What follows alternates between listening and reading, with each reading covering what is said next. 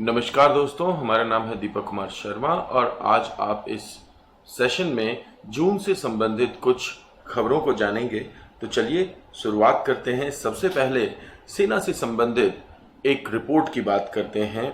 SIPRI year book कहते हैं इसे। Stockholm International Peace Research Institute SIPRI ने 2020 की ये रिपोर्ट लॉन्च की है, जिसमें की असेसमेंट है करंट स्टेट ऑफ आर्मामेंट और डिसआर्मामेंट का और इंटरनेशनल सिक्योरिटी का।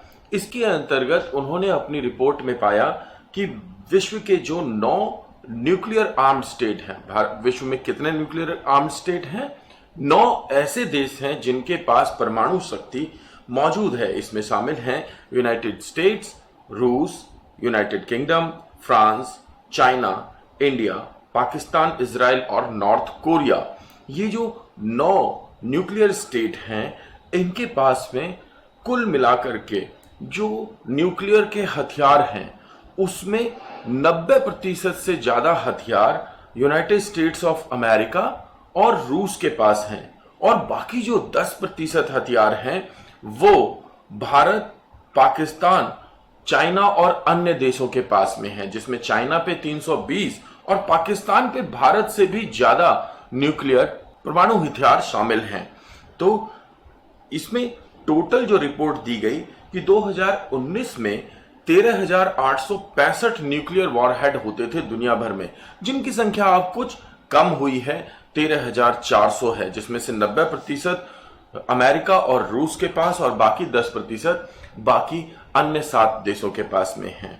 तो इसे कहते हैं सिप्री रिपोर्ट। याद रखिएगा, इंपॉर्टेंट है हर मायने से। नेक्स्ट न्यूज पे आते हैं। ये है तालामाडले।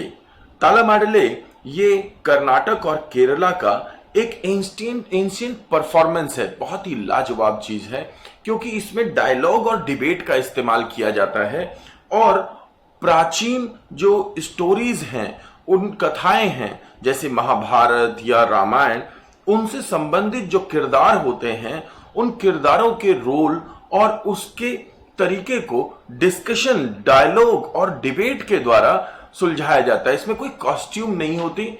नॉर्मल कॉस्ट्यूम में लोग एक दूसरे के आमने सामने बैठते हैं और फिर वो इस पे डिबेट और डायलॉग करते हैं। तो अगर आप कर्नाटका का एक अर्धशास्त्रीय नृत्य यक्षगान को याद करें, तो यक्षगान में से डांस को हटा दीजिए तो जो बच गया वह है तालामाडले।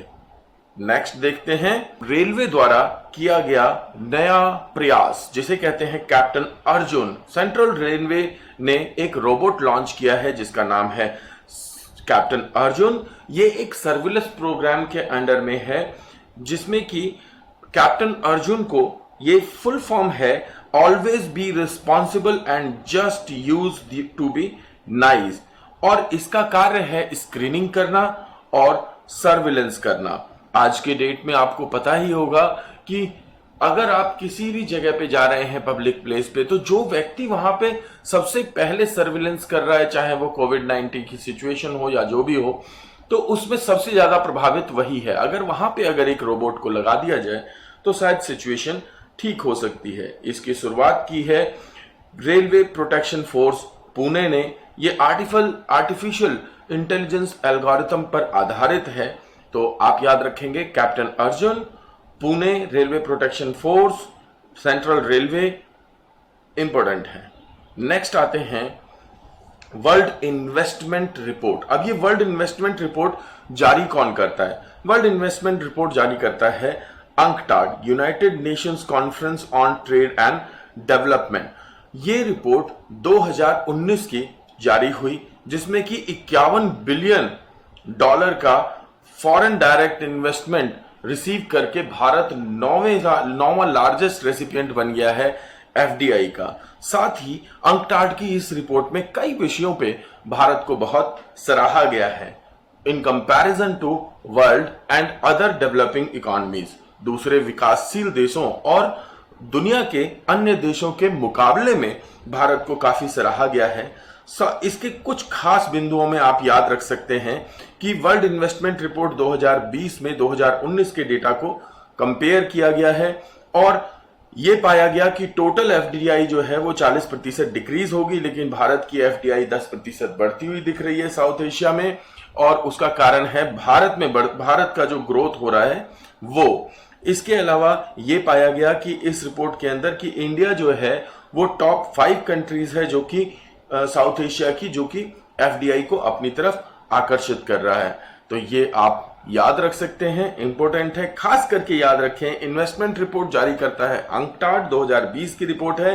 51 बिलियन डॉलर का विदेशी निवेश हम प्राप्त करने वाले देश हैं। 9वें नंबर पे हमें रखा गया है और साउथ ईस्ट एशिया में हम 5वें नंबर पे हैं। तो आगे आते हैं और आज की लास्ट न्यूज है global partnership on artificial intelligence से संबंधित, जीपीएआई से संबंधित।